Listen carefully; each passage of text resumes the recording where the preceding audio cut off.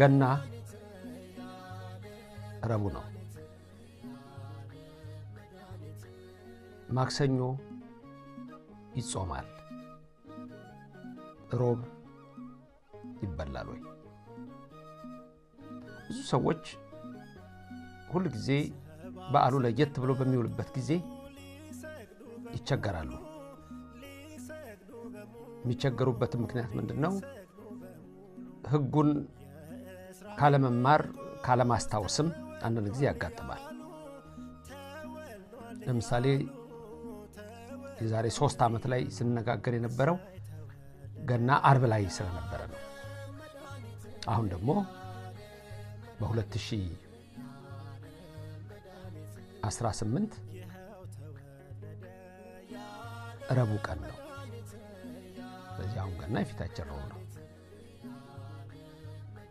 ስለዚህ ሮብ ነውና በዚህ ሮብ ቀን ምግብ መብላት ይቻላል ወይም ጾም ይቻላል ወይ እሱን ማሰብ ያስፈልጋል ጾም ይቻላል በዚህ ቀን መጾም ወይም አለመብላት ወይም መብላት የትኛው ነው የሚሆነው በኢትዮጵያ ኦርቶዶክስ ተዋሕዶ ርቲት ሃይማኖት 7 አጽዋማት አሉ እነዚህም 7ቱ ዋና ዋናና የአዋጅ ጾም ከ7 ዓመት ጀምሮ ያለው ሁሉ እንዲጾማቸው ከበሽተኛ ወይም ከተለያየ ምክንያት በስተቀር እነዚህን ጾም ኦርቶዶክሳውያን ክርስቲያኖች በተቀናለ እንዲጾማቸው ታዟል ከነዛ ውስጥ አንዱ የጋድ ጾም ነው የጋድ ጾም የሚጾመው በአመት 2 ብቻ ነው 2 ብቻ ትንሹ ከ7ቱ አጽዋማት ትንሹ ጾም ጋድ ነው ሁለተኛ ትንሹ የትኛው ጾም ነው አስታውሱ ከ7ቱ አጽዋማት ትንሽ ነነዌ እሷ ደግሞ የስንት ቀን ጾም ነች ነነዌ ምን ጾማት የ3 ቀን ነች ጋድ 2 ቀን ነው ሁለቱ ቀን ደግሞ መቼና መቼ ነው ከተባለ ግልጽ ነው ሁሉ ጊዜ ግራ እንዳይገባችሁ የገና ዋዜማ የጥምቀት ዋዜማ ሁለቱ ጋድ ጾም ይባላል አንዳንድ ሰዎች ጥምቀት እሺ ገና ግን ከሱ ኋላ ያሉት ዕለታት በተቀላላ ጾም ስለሆኑ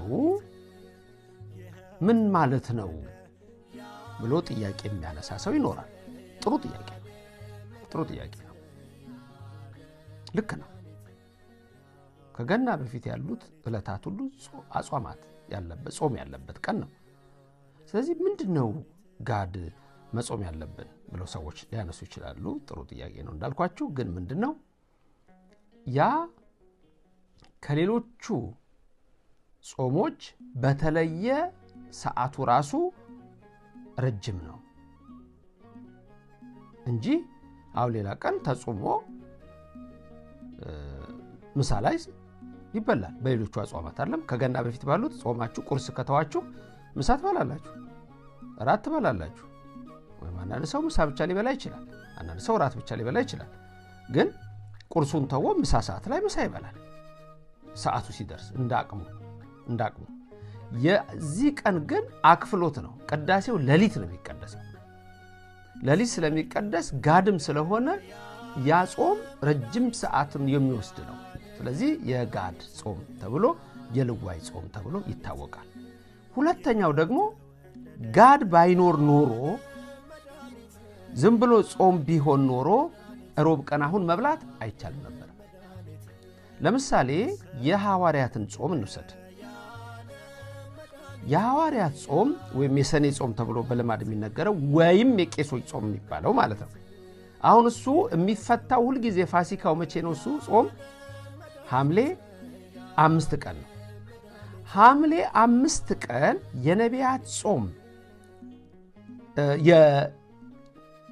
የሐዋርያት ጾም የነቢያት የገናው ነው የሐዋርያት ጾም ተጾሞ ወይም የቄሶች ጾም ተጾሞ የሰኔ ጾም ተጾሞ ሐምሌ 5 ሮብ ቀን ቢሆን ልካው እንዳሁኑ ገና ሮብ ቀን ቢሆን ይበላል አይበላም። ፍልሰታ የቤታችን ፍልሰታ ነሐሴ 16 ቀን ሮብ ቢሆን ወይም አርብ ቢሆን ስጋ ይበላል ይዛን ቀን አይበላም። ለምን? ጋድ የላቸው። ጋድ ቢኖራቸው ኖሮ እነሱ ቢሰራ ስርዓት ኖሮ እንበላ ነበር ማለት ነው። እነዚህ እዛ ቀን ግን ጋድ የላቸው። ስለዚህ ጋድ ያላቸው ገናና ጥምቀት ናቸው። ስለዚህ ገና ሮብ ቀን ቢሆን እንደ ሌሎቹ አጽዋማት እንደ ሐዋርያት ጾም ወይም እንደ ፍልሰታ ቢሆን ኖሮ ሮብ ቀን ሲሆን ሮብ አሁን እንበላ ነበር አንበላም ነበር።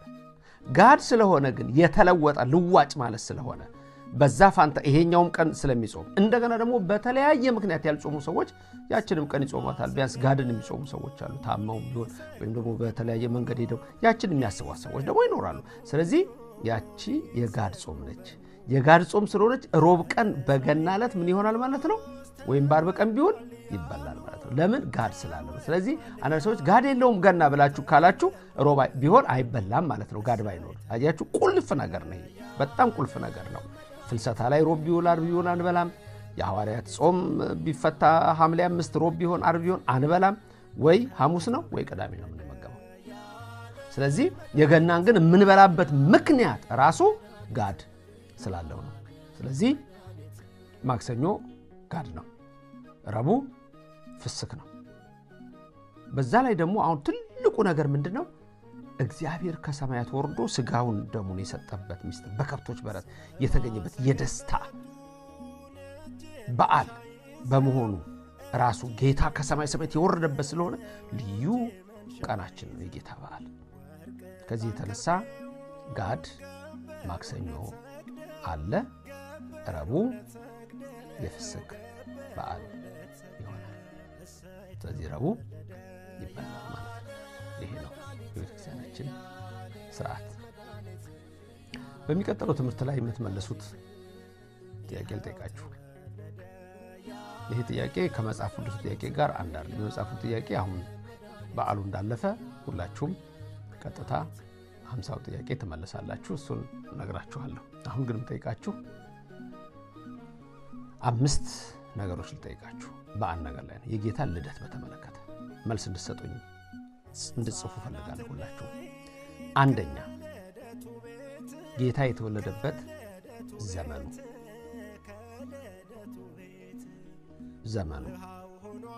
ሁለተኛ ወሩ። ሶስተኛ ዕለቱ። አራተኛ ቀኑ። አምስተኛ ሰዓቱ። እነዚህ ጥያቄዎች ናቸው። ልብ በሉ። አንደኛ ዘመኑ በዘመነ ማ በማ ዘመን ለአራት ይከፈላል። ማቴዎስ፣ ማርቆስ፣ ሉቃስ፣ ዮሐንስ። ስለዚህ በየትኛው ዘመን ጌታ ተወለደ? 2 ወርሁ ወይም ወሩ በምን ወር ተወለደ? 3 ዕለቱ በምን ዕለት ተወለደ? ዕለት ማለት እሁድ፣ ሰኞ፣ ማክሰኞ፣ ሮብ። 4